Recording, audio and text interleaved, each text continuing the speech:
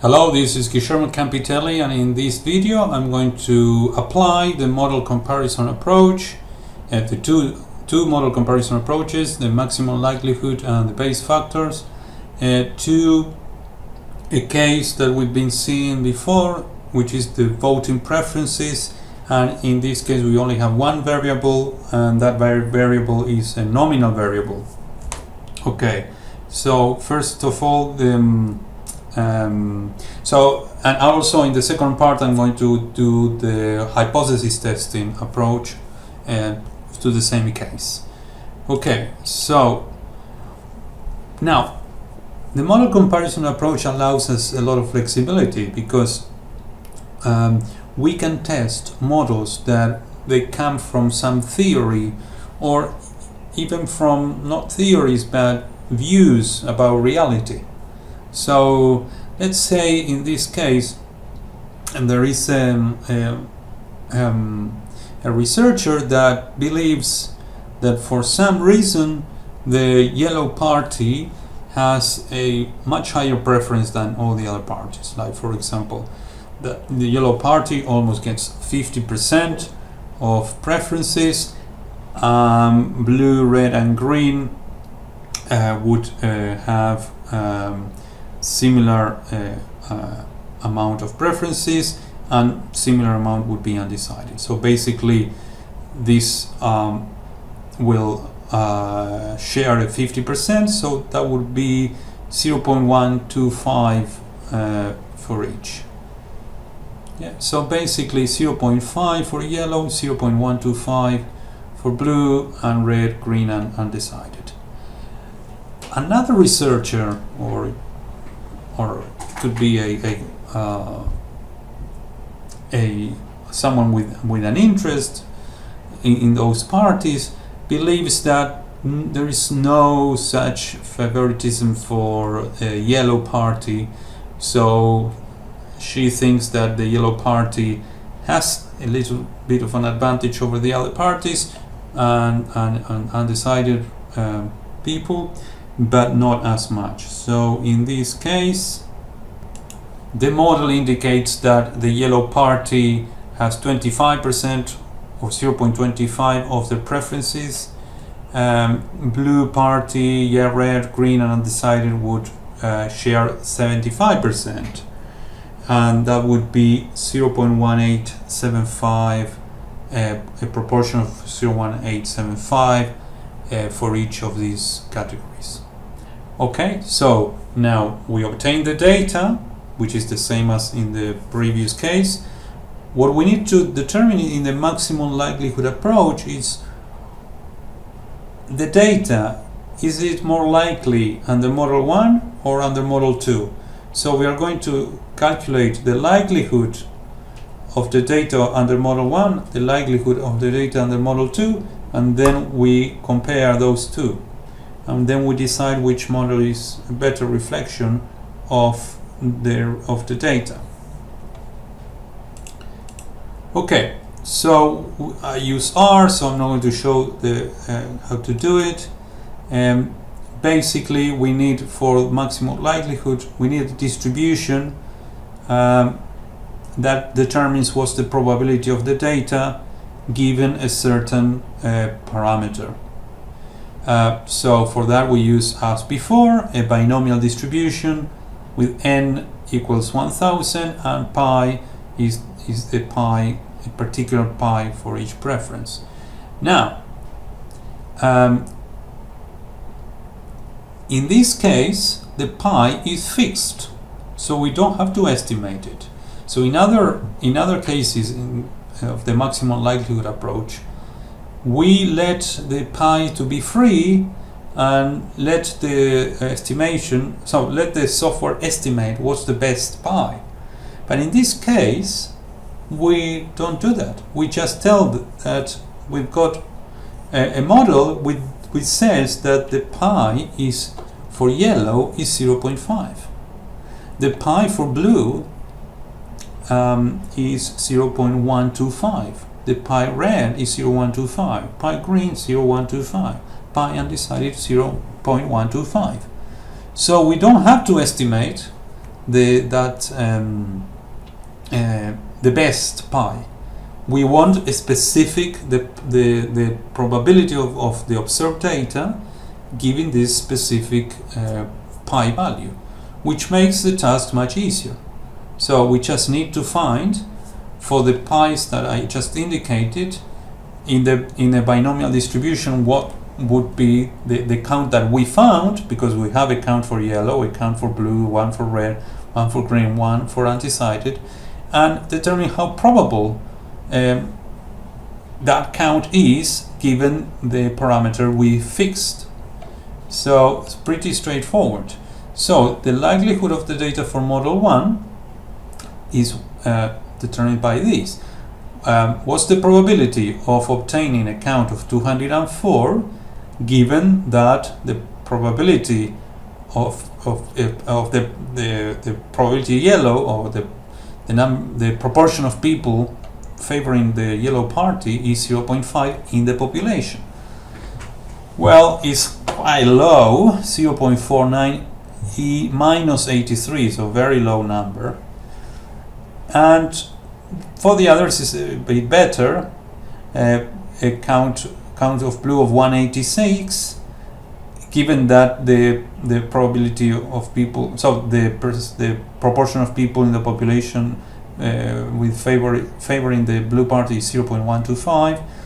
Well, much higher probability, but still low, 8.97 e minus 0.9, and the probability of obtaining 206 if in the population there is a proportion of 0.125 of red supporters is a bit lower, 1.98 e minus 13, obtaining 175 e of green, which is what we obtained, if in the population there is one proportion of 0.125 of people supporting the green party, is 1.07 e minus 0.6, and the undecided being the count we observed, 229, if in the population there is a proportion of 0.125 of undecided people.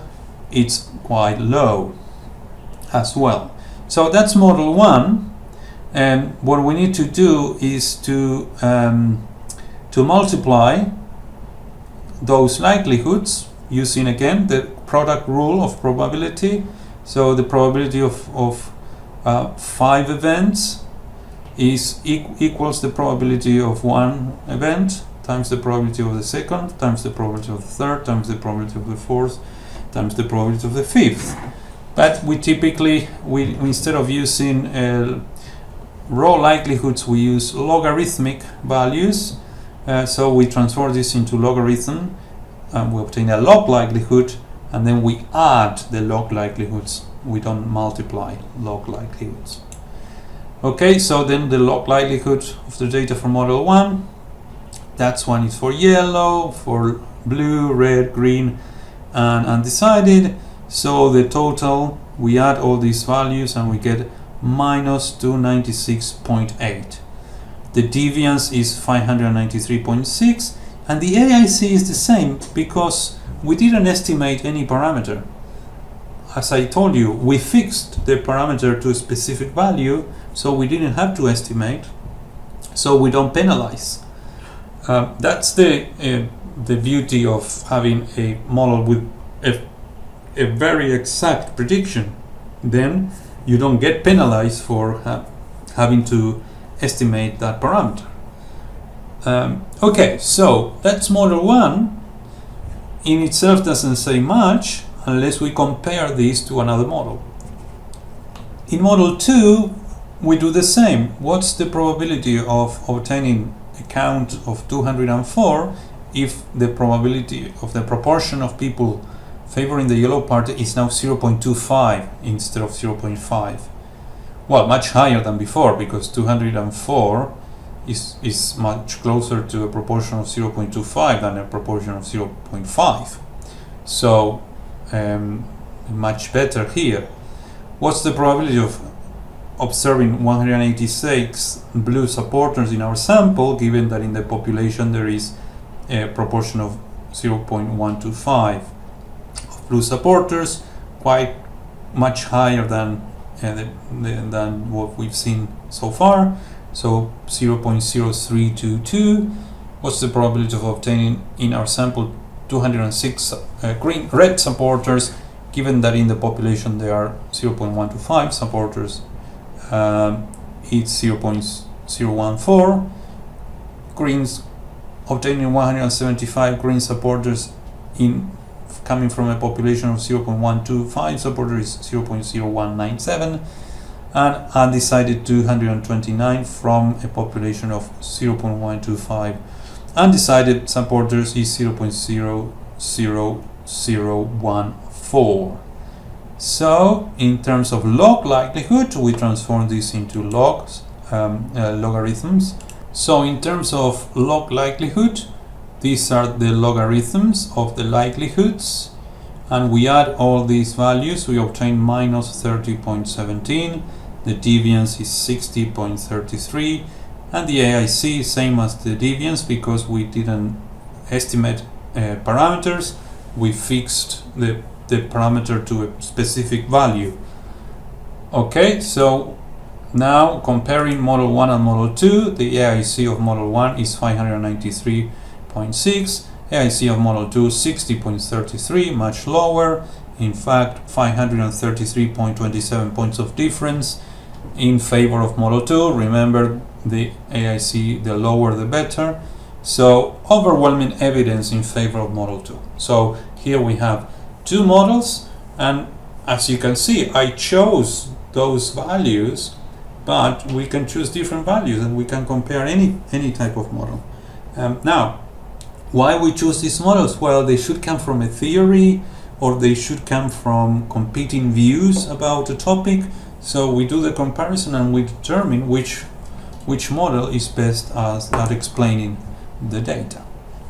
Okay, so now for the Bayes factor approach. And I run the analysis with R. So let's see. And the reason why I'm not using JASP is because JASP, this analysis that I'm doing with only one variable are very atypical. So more typical are analysis with more than one variable, but I want to show you things you can do with just one variable that they don't teach you how to do in most courses. So here you can do a lot of things. You can test hypotheses, compare models, make parameter estimation with just one variable. But sometimes the software are not prepared to do this type of analysis. Okay, so for Bayes factor, we need to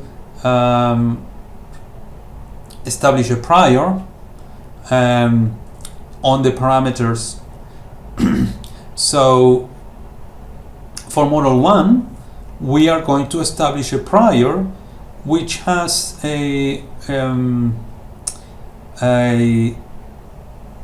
mean of 0.5.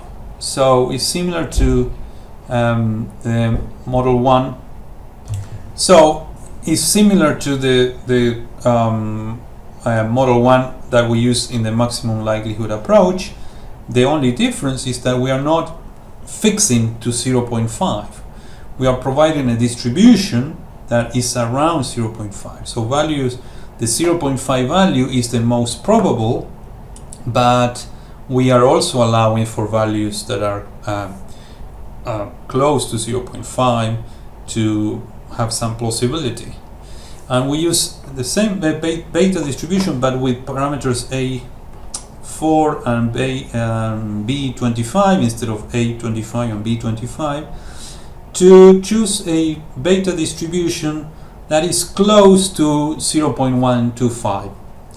The mean is actually a bit higher, but it's not a symmetrical distribution. So the beta distribution is symmetrical when the two parameters are the same, but being not symmetrical, the mean is 1.138, but you can see that if you see the distribution is close to 0.125, which is what I wanted. So basically this model is predicting that the count of yellow would be very high, much higher than the other than that of the other categories. And for model 2, the beta is for pi yellow is 825 instead of 2525, and the others is, instead of being 425, goes to 625. So basically they are so these distributions are not symmetrical, and the mean is around 0.242, and so close to 0.25, which is what I wanted, and basically this one is quite close to 0.1875, which is what I wanted. Okay, so the difference between the maximum likelihood approach and the Bayesian approach to this model comparison is that in the maximum likelihood approach we fixed the parameters to one specific value.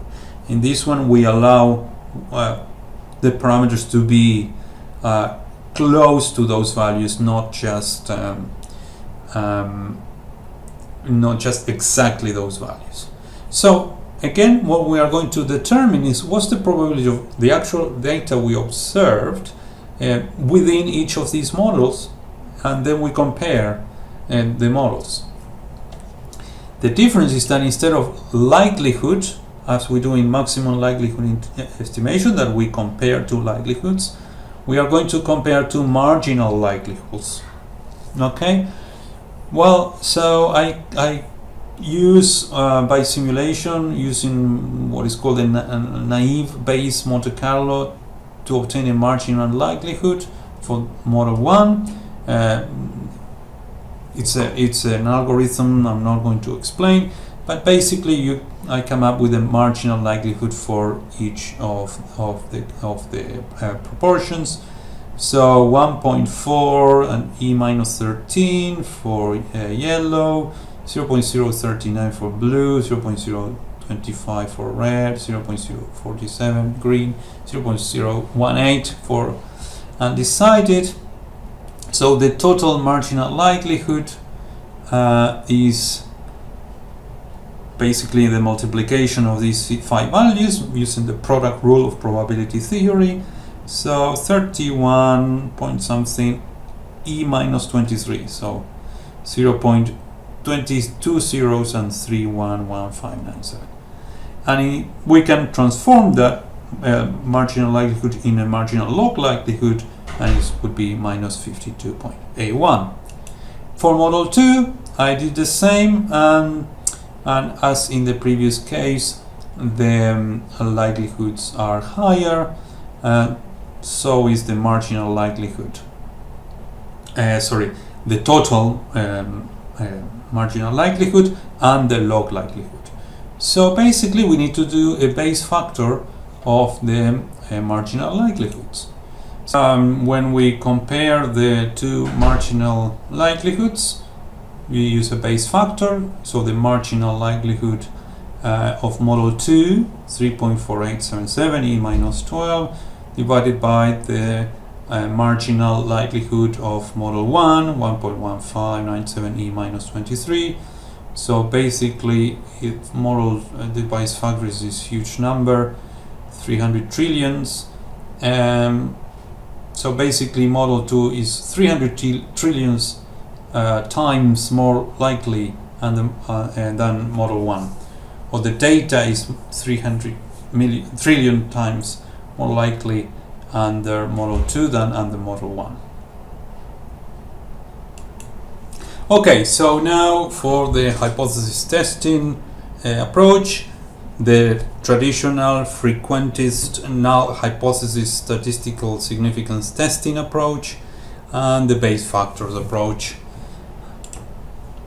Okay, for NHST I use Jamovi, and basically what I did is what is called the chi-square test.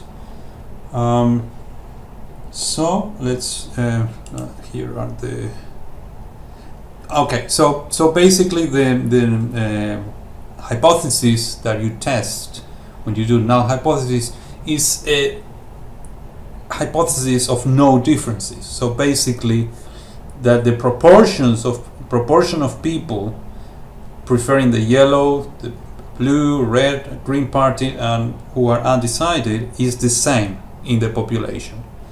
So based on the data we have, can we reject that null hypothesis of no differences?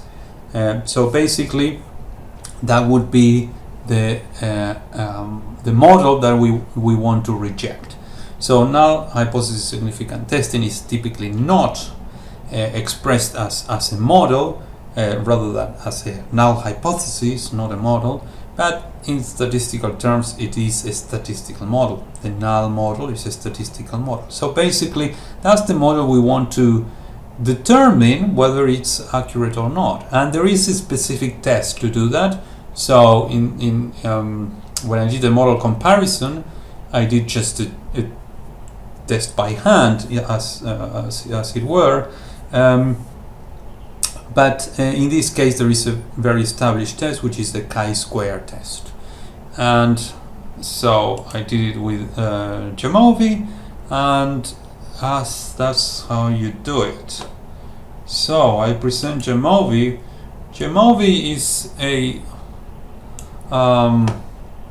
very interesting story, because JASP, the developer of JASP, just left JASP and created Jamovi. So you're going to see that there is a lot of similar things. The only difference is that Jamovi is not interested in the Bayesian analysis. So JASP is primarily Bayesian analysis and has other things as well. Jamovi is more traditional analysis. So they complement each other very well. So as I said, it's the same programmer who started. So it's the same programmer programmed these two software, but different philosophies. Okay, so in this case we are going to use frequencies, and when you're going to use these one sample proportion tests and n outcomes, because we've got one outcome. If we have two outcomes, would be the binomial test, but we've got more in our case. So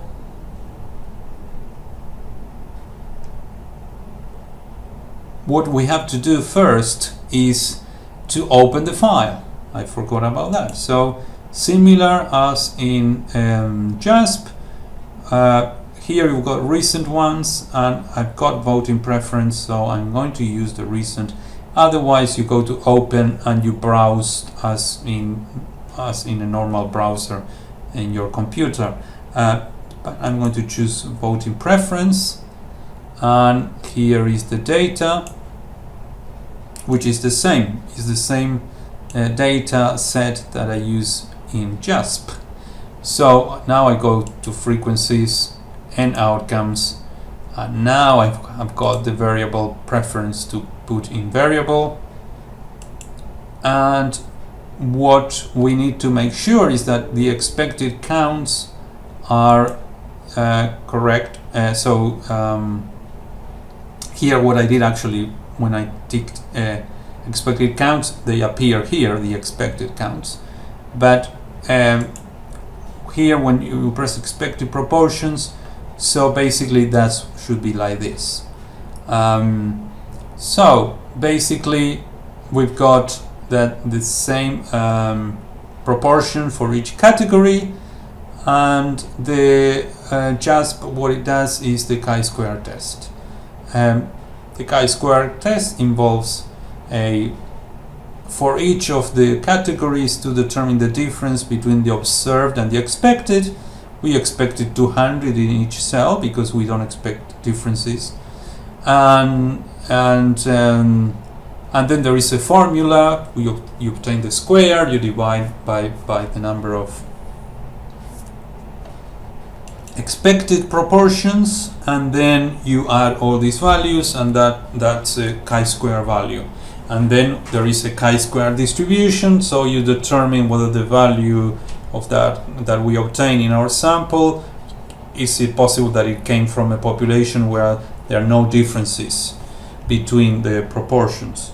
Okay, so that's what we have here. The chi-square is 8.57, degrees of freedom 4, because we've got 5 categories, but if we know the proportions of 4 categories, the 5th category has to be fixed, so there is 4 degrees of freedom, not 5, and the p-value is 0.073, so basically we cannot rule out, because it's not less than 0.05, we cannot rule out the null hypothesis. Maybe these the values we obtain in our sample come from a population in which there are no differences in proportions of preferences for these parties.